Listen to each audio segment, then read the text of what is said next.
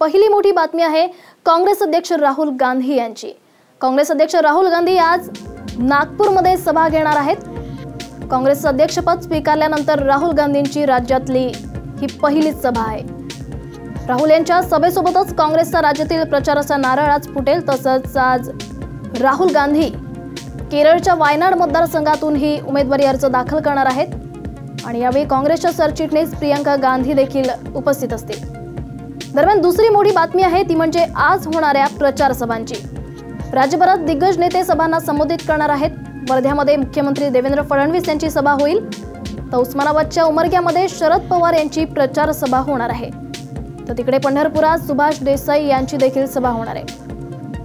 दरम्यान तिसरी मोठी घडामोड आहे ती म्हणजे औरंगाबादमधून सिल्लोडचे आमदार अब्दुल सत्तार हे भाजपच्या वाटेवर असल्याची चर्चा आहे। सत्तार यांनी काल रात्री उशिरा वर्षा बंगल्यावर जाऊन मुख्यमंत्र्यांची भेट घेतली। यापूर्वी सत्तार आणि भाजपचे प्रदेशाध्यक्ष रावसाहेब दानवे यांच्यात अर्धा तास गुप्त बैठक झाली आणि त्यामुळे सत्तार यांच्या भाजप प्रवेशाच्या चर्चांनी पुन्हा एकदा जोर धरलाय। चौथी मोठी बातमी आहे ती म्हणजे मुंबई लोकल संदर्भातली राजकीय नेत्यांच्या जागांसाठी मारामार सुरू असतानाच लोकलमध्येही जागेचा तिढा पाहायला मिळाला।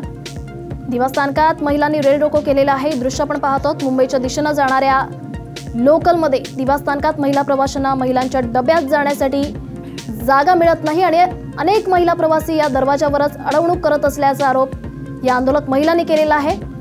याचाच निषेध करण्यासाठी दिव्यातील संतप्त महिलांनी लोकल अडवून धरली आणि त्यामुळे मध्य रेल्वेवरील वाहतुकीचा काही काळ खोळंबा झाला होता। मात्र सध्या इथली वाहतूक पूर्ववत झालेली आहे।